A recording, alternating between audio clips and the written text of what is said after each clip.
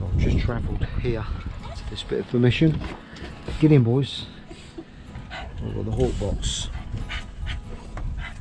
sideways on, spin it round, in. I'll just have it on that bungee to stop it going over. Stay there, getting excited. Dogs on the leads at the moment because we're in an area that I'm not sure about. Walking to a permission. Come on. Just travelled down this little road here, and coincidentally, the chap that owns this field is the landlord of a pub that I often frequent. And I said, oh, I'm just looking to get to that wood. He said, I'll park down by my gate. So I've got permission now to park by his gate as many times as I want, fly on his land. Come here, boys. Yes, so I've got permission to fly on his land, park by his gate, and walk to me new bit of permission through here. So it is always worth getting in the pub now and again, obviously. This is quite an interesting bit of land. We've got all the old colliery slag heaps running right through here. There's an old colliery over there. Come here, Chew. Go find it, boys. This is the old slag heaps up through there with the colliery. Shut down many years ago by Maggie Thatcher. Destroyed a lot of industry. Well, we won't get political, but a lot of my family were miners. I'd have probably been in the same industry. I've been in a bit of tunnelling, but I'm sure I'd have been in the pits as well. So I've got brothers and uncles that are in this game. I'm going to walk through here and then walk down the old railway track that used to take the coal away from... Come here. I'm going to walk down the old railway track where the coal used to be taken from the pit. There's obviously no railway there now, but it's yeah, bygone age. I'm going to just walk down there, see if we can get a flush, see if there's anything down there, rabbits, pheasants. Oh, Woody. Oh no. The hawk's calling. Got it. Oh.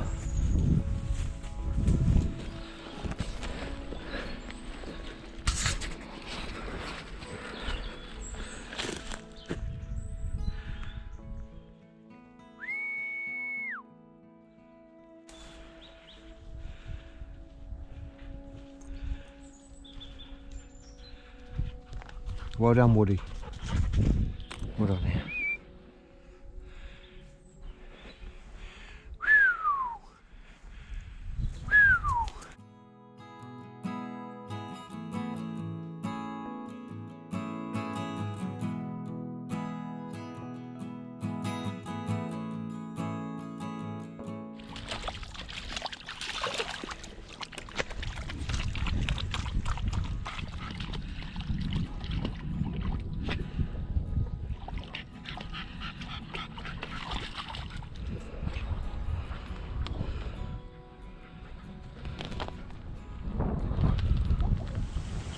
Hello all, hope you're all doing well.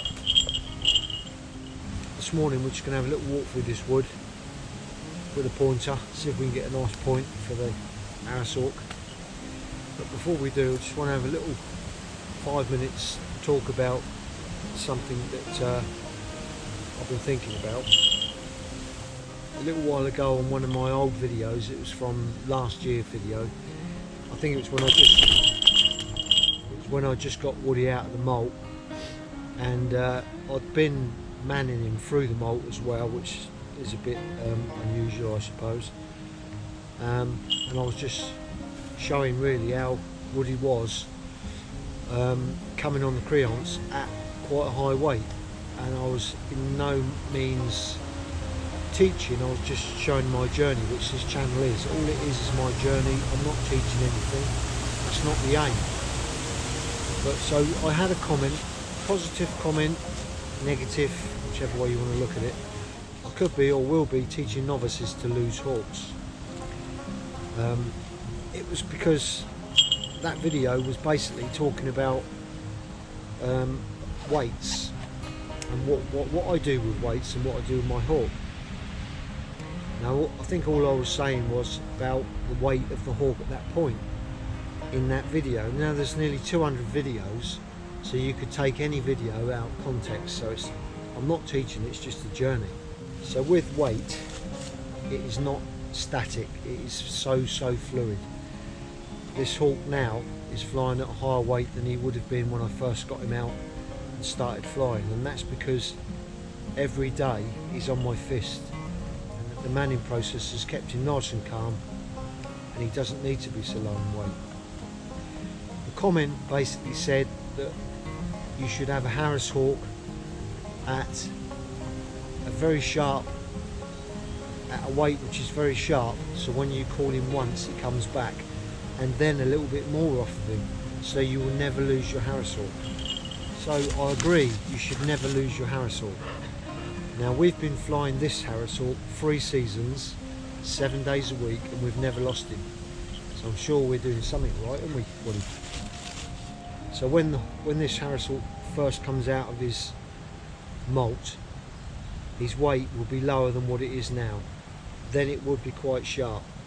But in my opinion, there's no point in keeping this hawk the way he acts sharp all the time, which is at a weight where he's going to come back on one call. I save them moments, them sort of weights, for like you will see later on in this video when he's soaring, because I want him a little bit sharper because he's being blown all over the place. Or if I was going up to, like I did last season, Northamptonshire, then I took his weight down to that nice sharp weight. But Woody, this hawk, I'm not talking about any other hawks, I'm not teaching about other hawks, this is just my journey. This hawk, his weight goes up and down. He is so well manned every single day, 7 days a week, right through the season. If he catches one day, and his weight might go up a couple of ounces, personally, I still fly him the next day. He's a little bit less responsive, but I've got the time, I know I can get him back. I would not suggest anyone starts flying their hawks at a high weight, especially if you're flying your Harris hawk just once a week and that hawk is not really comfortable. Then the weight may need to come down so they are quite sharp when you're out hunting. So the comment said, I don't care how much you man your hawk, you should always have them right down at a sharp weight where they're going to come back on one call. So yes, if you was flying once a week, maybe if you wasn't manning your hawk daily, but I can say from this hawk that manning does make a big difference. Doing this, what we're doing 7 days a week, I can fly this hawk, and I'm only talking about mine, 1.5 ounces less than his fat weight, which is very high. I know the way this hawk ticks, so I can take him to a little wood, well, stay boat, where I've got to keep him a little bit tight in an area, and I'll bring his weight down so he's a bit more loyal in the area. Today his weight is down because I want him a little bit loyal, I want him a bit sharp, but I don't ever keep his weight all the way down at a weight where he's going to come back on every single call, because I don't actually think that's well, it's not, is it healthy? I don't think so. I've got a weight where I know exactly what it's going to do for wherever I am, whatever location. It just depends. Finally, I'll say about that comment, if anyone's watching these videos and thinks they're going to start falconry just from watching me on a journey, that's wrong in itself. because you should really always have a mentor and someone that's done it before to help you to read the hawk, watch the hawk, because it takes time. A few days ago we had -degrees temperatures. Now I raised this hawk's weight up probably an ounce to an ounce and a quarter of what it is today, because I wanted him to have some good reserve. So at that higher weight in the cold temperature, he was reacting like he would be today at this lower weight. So the weight is fluid, it's not fixed. Although I'm sure the guy's a good falconer, but we've all got opinions, and yeah, there's so many ways to do things.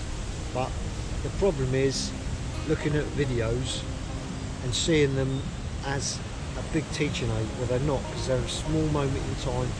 You can't learn anything in 20 minutes. It's just my journey. As I say, it's just my journey, what I'm doing at the time. But you can always look at everything and find fault. When you're making videos like this, you have to try a little bit to think what you're saying, because what you're saying can be taken the wrong way. So it's quite difficult really, but as I say, I'm just documenting my journey with my dogs and the Harris Hawk. We're out 7 days a week. If you haven't subscribed, please subscribe, follow our journey, and come along now while we have a hunt through this wood.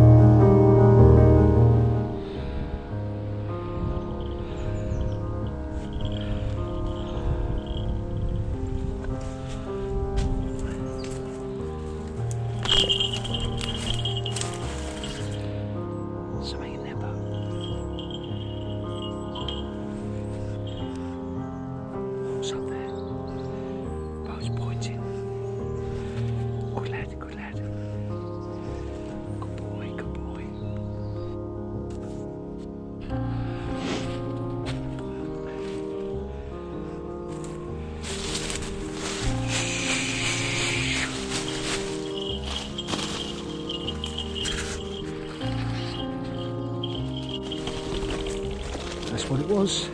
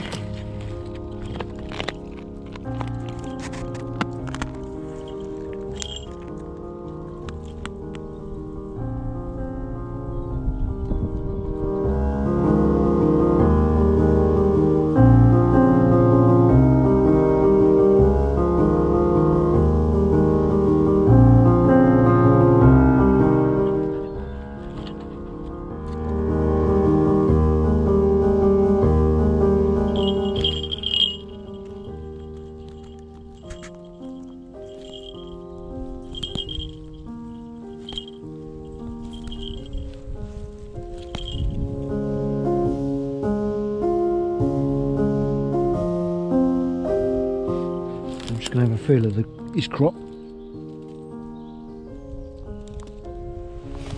So he's had a nice amount of food there.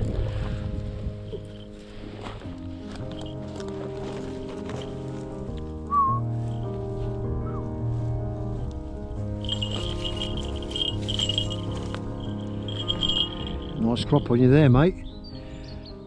Just clean your beak up. The weather's awful, blowy. We've had a storm. I think we're going to have another one tonight. So I'm going to work the hawk along here now.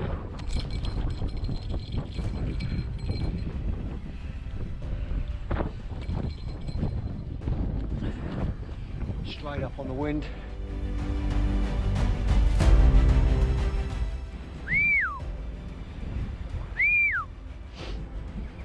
Lovely to see.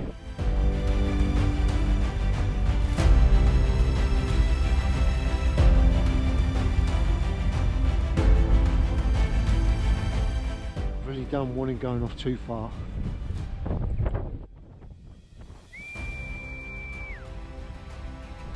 appears to be making his way back. He's probably a little dot there now on the camera.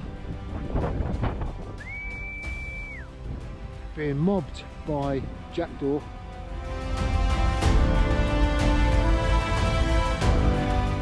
And here he comes. Working his way in there. Lovely. Lovely. Good. That was good, Woody. Well done. So I dropped his weight a little bit yesterday. And if I hadn't done, he wouldn't have probably come back like that. So the weight, as I was saying, depending where you're flying them, what you're doing, does make a difference.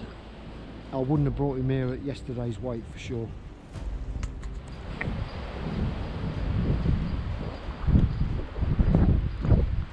Good, so he's had a little saw around now. He's getting that uplift so easily. As soon as he gets up above these trees, he's being pushed up. I'm hoping he's going to keep a little bit local.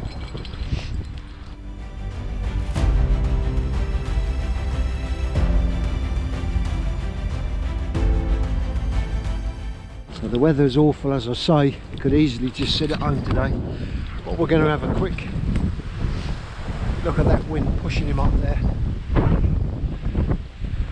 I really don't want him too high, so I want to call him straight back.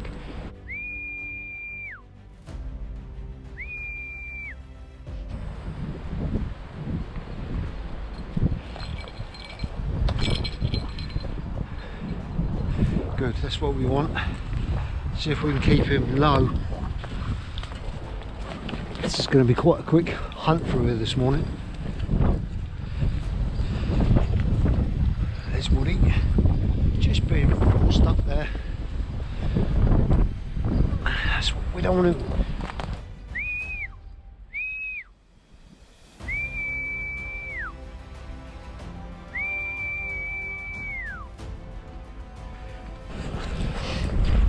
The wind is going that way, so he's going to get pushed right over.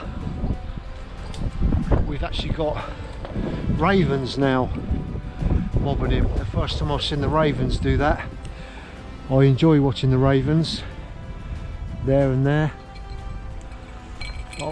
We've had jackdaws mobbing him before, but not ravens.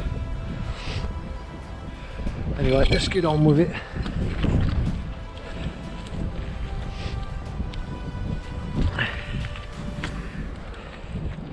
So it appears that Woody is at that weight that we want him at, where he's coming back when I call him.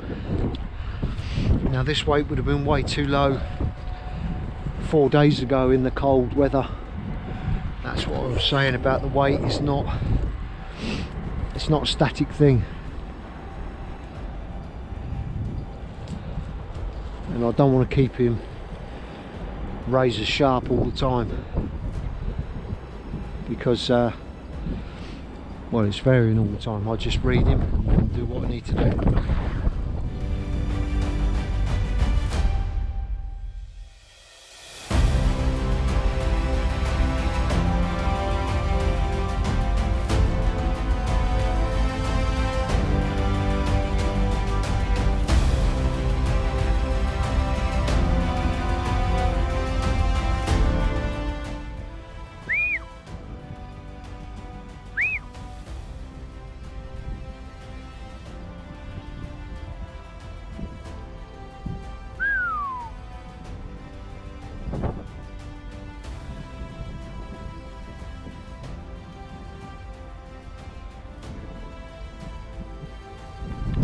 a little dot right over the back there now. So he's just looking at a visual, I hope. I'm going to call him in on this lump now, because he's really getting blown now. Right, he was working his way back and I saw him then dive, so he's gone down for something on the way back again. Or he's airborne. Here he comes. Thank goodness. I'm exhausted running up this hill. Good boy.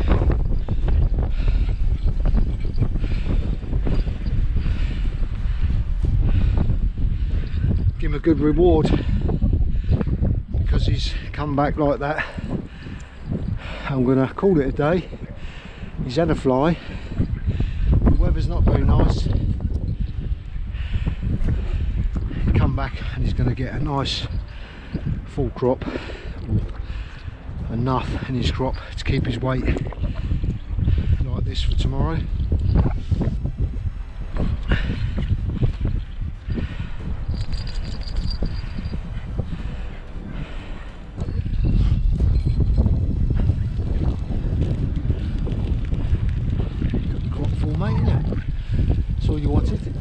Of an ounce heavier during the cold weather and reacting the same as what he is now at 3/4 of an ounce less.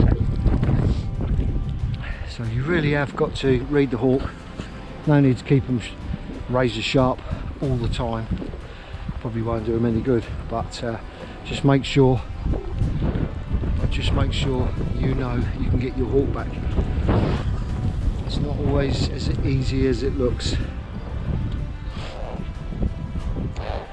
Got yourself a bit wet there, mate. You want to go in by the fire for a minute? Do you want to put by the fire, Woody? Okay, come on out. Let's get you warm and dry. You wait there, lads. I'll come out and sort you out in a minute.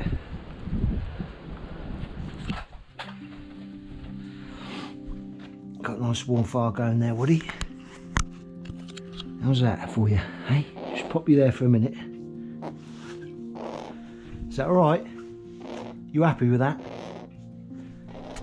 I should think you are, mate.